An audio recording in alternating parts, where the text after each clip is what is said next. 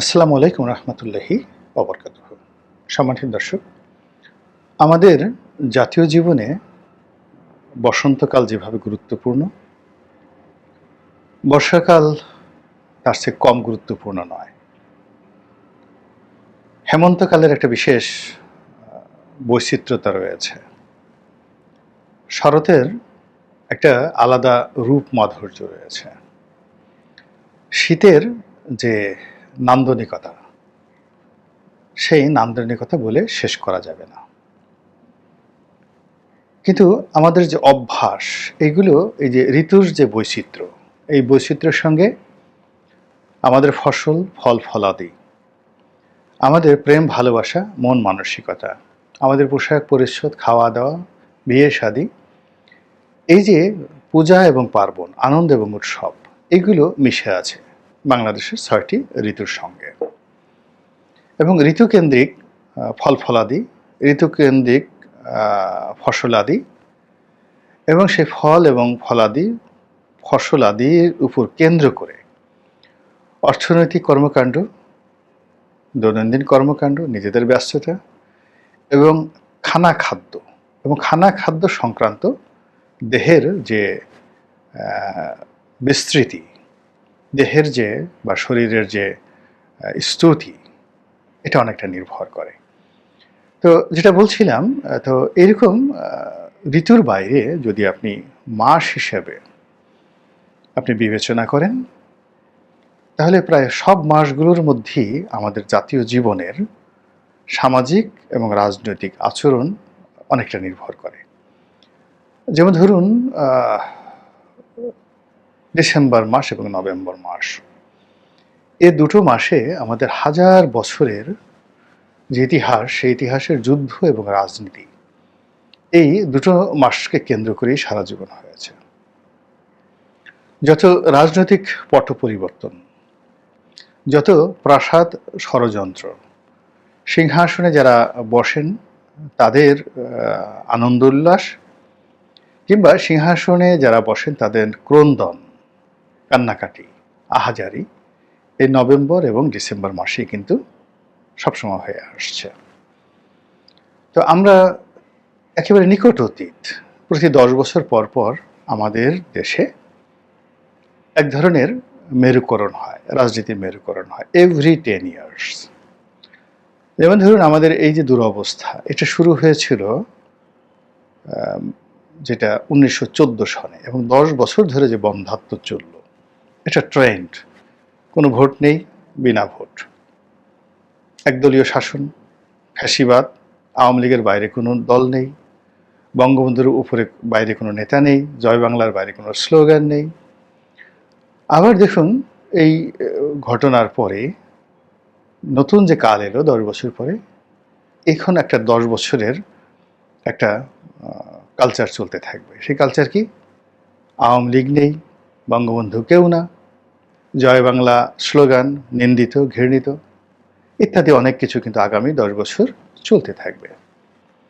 এবং আমাদের এই যে সব জায়গাতেই দশক, আমাদের দেশে 10 বছর, আপনি পাকিস্তান জমানা থেকে এখন পর্যন্ত চিন্তা করেন, সবার জীবনে 10 বছর, রাজনৈতিক জীবনে 10 বছর খুবই গুরুত্বপূর্ণ। যারা ভালো করেন তারা ক্রমাগতভাবে 10 বছর ভালো করেন, আর যারা দুর্ভোগ এবং দুর্দশার মধ্যে পড়েন তারা এই 10 বছর যাবৎ দুর্ভোগ এবং দুর্দশার মধ্যে পড়েন।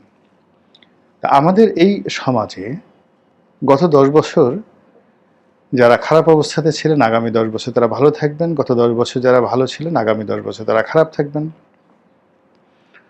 2 নম্বরে জাতিগতভাবে যে হোল নেশন হিসেবে আমরা 10 বছর যাবৎ যদি ভালো থেকেছি বা থাকি, আগামী 10 বছর খুব খারাপ অবস্থার মধ্যে আমাদের যাবে। এটা হলো আমাদের দেশের মানে দশকের একটা রাজনৈতিক পালাবদলের যাকে বলা প্রাকৃতিক নিয়ম।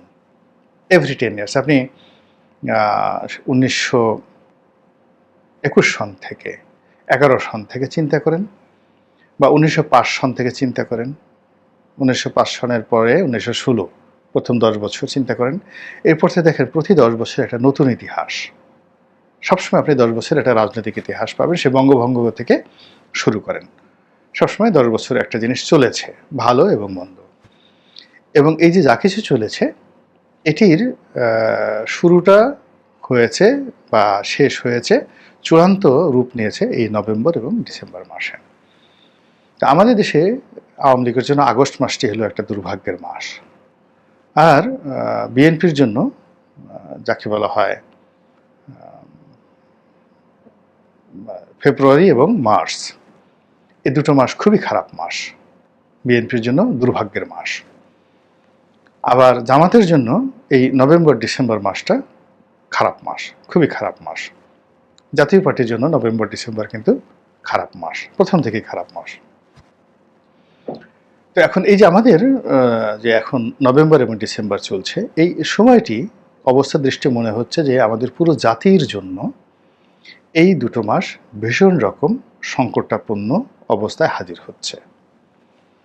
এর কারণটা হলো যে আমাদের দেশে যে অভ্যুত্থানটি হয়েছে, গণ অভ্যুত্থানটি, এটি ওন করার মতো কোনো সংগঠন নেই যে আমরা এই কাজটি করেছি। ছাত্ররা বলছে আমরা এটা করেছি, কিন্তু কেউ মানছে না। তারা বলে যে আরে বাবা, তোমরা তো কোটা বিরোধী আন্দোলন করেছ, তোমরা তো শেখ হাসিনার কাছেই দাবি দাওয়া জানিয়েছ। 1 সপ্তাহ আগে, মানে আগস্ট মাসের 5 তারিখের 1 সপ্তাহ আগে তোমাদের কথাবার্তা কেমন ছিল? তোমরা তো গণভবনের বিরুদ্ধে একটা টু শব্দ উচ্চারণ করতে সাহস পাওনি, আওয়ামী লীগের বিরুদ্ধে, ছাত্রলীগের বিরুদ্ধে একটা টু শব্দ উচ্চারণ করতে পারোনি। তোমাদের একটা বিরাট অংশ ছাত্রলীগের সঙ্গে সম্পৃক্ত ছিলে। অনেকে এখন বলছে শিবির করছো, কিন্তু তোমরা তো ছাত্রলীগের মধ্যে লুকিয়েছিলে। ফলে ছাত্রলীগকে যদি এখন দায়ী করা হয় লুটপাটের জন্য, তাহলে তোমাকে কেন দায়ী করা হবে না? তুমি তো ওদেরই একটা অংশ। যদি ছাত্রলীগকে নিষিদ্ধ করা হয়, তোমাকে কেন করা হবে না? এই প্রশ্নগুলো করা হচ্ছে। এখন হঠাৎ করে আপনি যেমন ধরুন আপনি সোহেল তাদের কথা আর আমার কথা।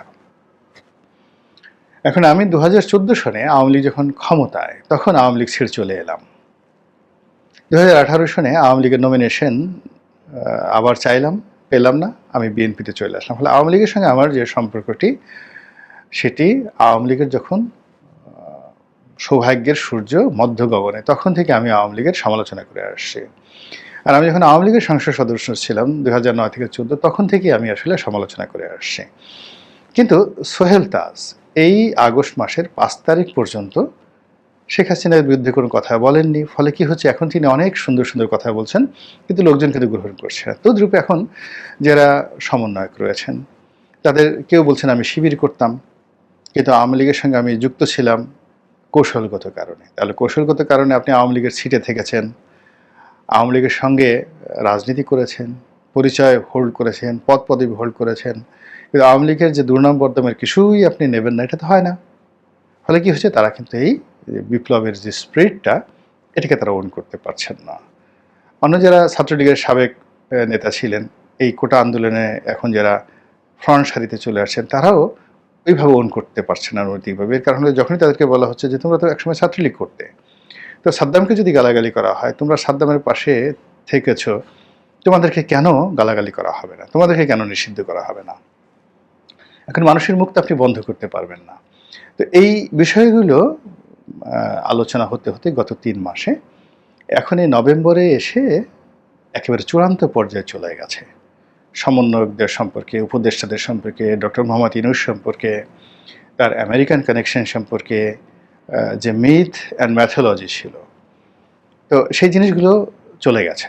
এখন বাস্তবতা নিরিখে সবাই দেখার চেষ্টা করছে যে এরা দ্রব্যমূল্য কী করলো, আইনশৃঙ্খলার অবস্থা কী করলো, আমার জনজীবনের কতটা মানে নিরাপত্তা তারা দিতে পারলো, আগামীতে তারা কি করবে, এই বিষয়গুলো নিয়ে খুব চুলচেরা বিশ্লেষণ হচ্ছে। এবং এখন সবাই একটা মারমুখী অবস্থানে চলে গেছে।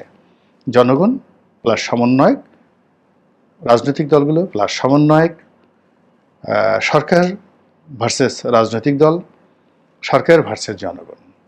মানে এখানে এখন কোনো আশা আকাঙ্ক্ষা নেই, কোনো কমিটমেন্ট নেই, পুরোটাই লেনাদেনার বিষয় হয়ে গেছে যে কি দিলা, কি নিলা, কি পেলা। তো এই বিষয়গুলো এই নভেম্বর মাসে এসে, যাকে বলা এখন বিএনপি অনেক কথা বলছে যেটা 1 মাস আগে বলেনি, জামাত অনেক কথা বলছে যেটা 1 মাস আগে বলেনি, আবার কোনো রাজনৈতিক দল বা উপদেষ্টারা কোনো একটা কথা বলে 24 ঘন্টা সেই কথার উপর তারা দৃঢ়ভাবে বসে থাকতে পারছে না। এর কারণ হলো তাদেরকে পরিবেশ এবং পরিস্থিতি অনুযায়ী সিদ্ধান্ত পরিবর্তন করতে হচ্ছে। সেটা নিয়োগে হোক, বদলিতে হোক, সরকারি সিদ্ধান্তে হোক, কোনো কিছুতেই একটা ধারাবাহিকতা, কনসিস্টেন্সি তারা রাখতে পারছে না। তো এরই মধ্যে যেটি হলো সেটি হলো বিএনপির সঙ্গে জামাতের দূরত্ব তো নয়ই, এখন রীতিমতো শত্রুতায় পরিণত হয়েছে। আবার বিএনপির মধ্যে বিভিন্ন দল, উপদল এটি নিয়ে সারা বাংলাদেশে সমস্যা সৃষ্টি হচ্ছে। বিএনপির বিরুদ্ধে অভিযোগ আছে, জামাতের বিরুদ্ধে অভিযোগ আছে, আবার জাতীয় পার্টিকে নিয়ে টানা হেঁচড়া হচ্ছে, মিস্টার চুপ্পুকে নিয়ে টানা হেঁচড়া হচ্ছে, ক্যান্টনমেন্ট নিয়ে নানা রকম বিভ্রান্তি ছড়ানো হচ্ছে, সেনাপ্রধানকে নিয়ে নানা রকম বিভ্রান্তি ছড়ানো হচ্ছে দেশে এবং দেশের বাইরে। তো এই জিনিসগুলো মূলত লক্ষণ ভালো নয়, এবং এটা যাকে বলা হয় নভেম্বর এবং ডিসেম্বর সিনড্রোমে আমাদের অতীতে যে সকল বিপর্যয় এসেছে রাজনৈতিক জীবনে, এই বিপর্যয়টি এই 2024 সনে নভেম্বর ডিসেম্বরে এসে অতীতের যে কোনো সময়ের চাইতে ভয়াবহ আকার ধারণ করেছে। ডক্টর আসিফ নজরুলের উপর হামলা, কিংবা একজন ইয়াং যিনি উপদেষ্টা রয়েছেন আসিফ মাহমুদ, তিনিও প্যারিসে গিয়ে হেনস্থার শিকার হয়েছেন। এগুলো লক্ষণগুলো ভালো লক্ষণ নয়, ভালো লক্ষণ নয়। আবার ডক্টর ইউনূস এখন কোথায় আছেন, তাকে মানুষ দেখতে চাচ্ছে। কেউ কেউ তার ব্যাপারে গুজব রটাচ্ছেন তিনি চিকিৎসার জন্য দেশের বাইরে গিয়েছেন, এবং এগুলো নিয়ে সরকারের মধ্যেও কিন্তু নানা রকম কনফিউশন তৈরি হয়েছে। এই আওয়ামী লীগ হুমকি দিচ্ছে আজ আসবে, কাল আসবে, আজ 0 পয়েন্ট এটা করবে, কাল 32 নম্বরে ওটা করবে, পরশুদিন গোপালগঞ্জে এটা করবে। তো এই বিষয়গুলো নিয়ে আবার দৌড়াদৌড়ি শুরু হয়েছে, এবং এভাবে পুরো নভেম্বর মাস এবং ডিসেম্বর মাস যদি এই টানাটানির মধ্যে চলতে থাকে, তাহলে ব্যবসা বাণিজ্য যতটুকু আছে এটার সর্বনাশ হয়ে যাবে। গতকালকে একটা গার্মেন্টসের কর্মীরা বেতন পাচ্ছেন না, এর জন্য পুরো তারা ঢাকা ময়মনসিংহ যে মহাসড়ক সেটি বন্ধ করে রেখেছে সারাটা দিন, একটা গাড়ি চলাফেরা করতে পারেনি। এবং পুলিশ বলেন, মিলিটারি বলেন, স্থানীয় রাজনৈতিক নেতৃবৃন্দ বলেন, সমন্বয়ক বলেন, এই পুরোই আনকন্ট্রোল, কোনো কিছু করা যাচ্ছে না, মালিককে খুঁজে পাওয়া যাচ্ছে না। আর মালিক খুঁজে পাওয়া যাবে কি করে? তাকে তো টাকা দিতে হবে, এখন সে টাকা পাবে কোথায়? এখন সরকার এখানে যে সিদ্ধান্ত নিয়ে মালিককে জেলে নিতে পারে, মারতে পারে, ক্রস ফায়ারে দিতে পারে, কিন্তু একটা ফ্যাক্টরিতে যদি 5 কোটি বা 10 কোটি টাকা তার পাওনা থাকে, এই 10 কোটি টাকা তো কাউকে না কাউকে দিতে হবে। এখন ব্যাংক সে টাকা দিতে পারছে না, বা মালিকের সামর্থ্য নেই। এভাবে অনেক বড় বড় কোম্পানি, সচ্ছল কোম্পানিগুলো দেউলিয়া হয়ে যাচ্ছে। বাংলাদেশের বৃহত্তম এবং প্রাচীন যেটা সিটি গ্রুপ, ওই যে তীর, আটা, ময়দা, সয়াবিন, পত্রিকায় দেখলাম যে তারাও ব্যবসা গুটিয়ে নিচ্ছে। এরকম বড় এস আলমের মতো কোম্পানি, তারা দেউলিয়া হয়ে গেছে, বেক্সিমকো দেউলিয়া হয়ে গেছে, এবং সেখানে রিসিভার নিয়োগ করা হচ্ছে।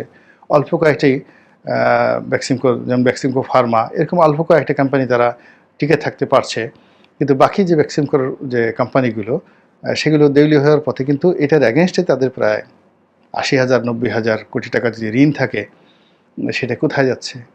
আবার অন্যদিকে সরকার যে সিন্ডিকেট করেছিল সাবেক সরকার, এলএনজি কেনার জন্য, সিএনজি কেনার জন্য, তারপরে শেষে আইটি ব্যবসার ক্ষেত্রে, এখানে তারা যে সিন্ডিকেটগুলো ঢুকিয়ে দিয়ে গেছে, জেলখানাতে বসে, দেশের বাইরে বসে, এখনও কিন্তু সেই সিন্ডিকেটই ব্যবসাগুলো পরিচালনা করছে। প্রথম আলো বিরাট করে রিপোর্ট করেছে, সাবেক জ্বালানি প্রতিমন্ত্রী যে নসরুল হামিদ বিপু, তার যে সিন্ডিকেট, তার যে কোম্পানি, এখনও এই সরকারের আমলে পুরো যে এলএনজি খাত কেনা, বিক্রয়, বিপণন, এই কাজটি নিয়ন্ত্রণ করছে তার কোম্পানি। হাজার হাজার কোটি টাকার কমিশন এখানে প্রতি মাসে না বছরে, এটা আপনারা বের করে নেন।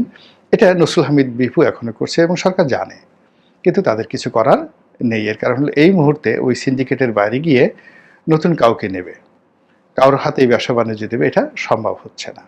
ফলে কি হচ্ছে, সেই নসরুল হামিদ বিপু পলাতক, কিন্তু তিনি সুবিধা মতো এই এখন যাদের হাতে ক্ষমতা তাদের মধ্য থেকে তিনি তার এজেন্ট নিয়োগ করে ফেলেছেন, এবং এই হাজার কোটি টাকার লেনদেন উইদিন 30 মিনিটের মধ্যে, 5ই আগস্টের 30 মিনিটের মধ্যে তিনি কিন্তু করে ফেলেছেন, এবং দে আর প্রোটেক্টিং নসরুল হামিদ বিপুর ব্যবসা। একইভাবে চট্টগ্রাম বন্দর, চট্টগ্রাম বন্দরের হাজার কোটি টাকার ব্যবসা, একটা সিন্ডিকেট, 3 থেকে 4 জনের একটা সিন্ডিকেট আওয়ামী লীগের গত 15 বছর যাবৎ তারা চালাচ্ছিল।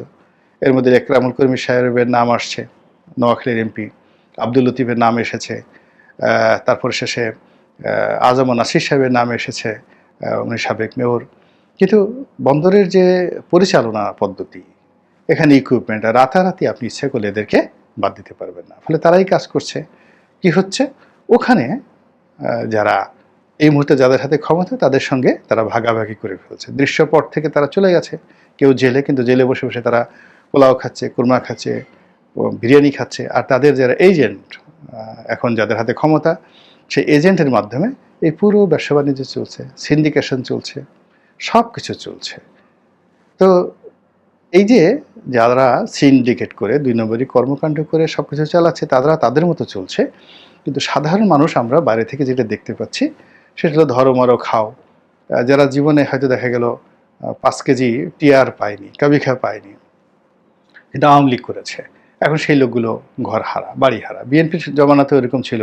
বিএনপির যারা হাজার কোটি টাকা লুটপাট করেছে, হাওয়া ভবনের নাম বিক্রি করে, তারেক রহমানকে বিক্রি করে, যারা হাজার হাজার কোটি টাকা লুটপাট করেছে, এই লোকগুলো লন্ডন, আমেরিকা, সিঙ্গাপুর, মালয়েশিয়া থেকে শুরু করে সব জায়গাতে, কানাডাতে বাড়ি গাড়ি করে এই দীর্ঘ সময় সেখানে রাজার মতো, আমিরের মতো তারা জীবনযাপন করেছে।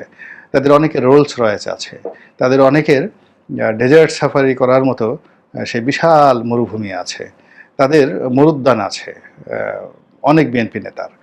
তো যখনই এই সরকার পরিবর্তন হয়েছে, তারা চলে এসেছে বাংলাদেশে। এসে ঠিক উইদিন 24 ঘন্টার মধ্যে তারা ওই আওয়ামী লীগের যে জায়গাগুলো সেগুলো টেক ওভার করেছে এবং ভাগাভাগি করছে। আবার আওয়ামী লীগ জমানাতেও তাদের সহায় সম্পত্তিগুলো আওয়ামী লীগের লোকজন ভাগাভাগি করে তাদের কমিশন পাঠিয়ে দেওয়া হতো।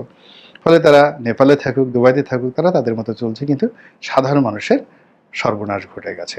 তো এই যে একটা নভেম্বর এবং ডিসেম্বর মাস যেটি নিয়ে আলোচনা করছিলাম, তো এখন এই যে সিন্ডিকেশনের মাধ্যমে জাতীয় অর্থনীতি লুটপাট, এটা চূড়ান্ত পর্যায়ে রয়েছে, কিন্তু কোনো একটা অবস্থার কিন্তু উন্নতি হচ্ছে না। আপনি চিনতে পারেন যে আওয়ামী লীগের বড় বড় নেতারা, স্বরাষ্ট্রমন্ত্রী কীভাবে পালালো, উনি তো শেষ দিন পর্যন্ত বাংলাদেশে ছিলেন। তো তাকে তো একটা বিরাট সিন্ডিকেট করে তাকে পালানোর ব্যবস্থা করে দেওয়া হয়েছে, এবং এর পিছনে কত হাজার কোটি টাকা লেনদেন হয়েছে, কারা করেছে? সাবেক স্বরাষ্ট্রমন্ত্রী আসাদুজ্জামান খান কামাল, কিংবা ধরুন শাহরিয়ার আলম পালিয়ে গেল, ডক্টর হাসান মাহমুদ পালিয়ে গেল, ওবায়দুল কাদের সাহেব কোথায় আছেন? তো সবাই তার আমির হোসেন আমুর মতো বেকুব নন, মাথা মোটা মানুষ নন, ফলে তিনি ধরা পড়েছেন। কিন্তু যারা টাকা, নসরুল আহমেদ বিপু কোথায় আছেন? আপনি কি তার টিকিটে ধরতে পেরেছেন? হায়রা সালমান এফ রহমান, আনিসুল হক, এ তো নির্বোধ, তারা কি ঠিকই ধরা পড়েছেন। তারপর সেই দাড়ি ঠাড়ি কামিয়ে তাদেরকে নিয়ে যে নাটক করা হলো, লুঙ্গি পরে যেভাবে ছবি তোলা হলো, হাত যেভাবে বেঁধে নৌকায় করে যাদেরকে ঘোরালো হলো, তো এই লোকগুলো নেগোশিয়েট করতে পারেনি।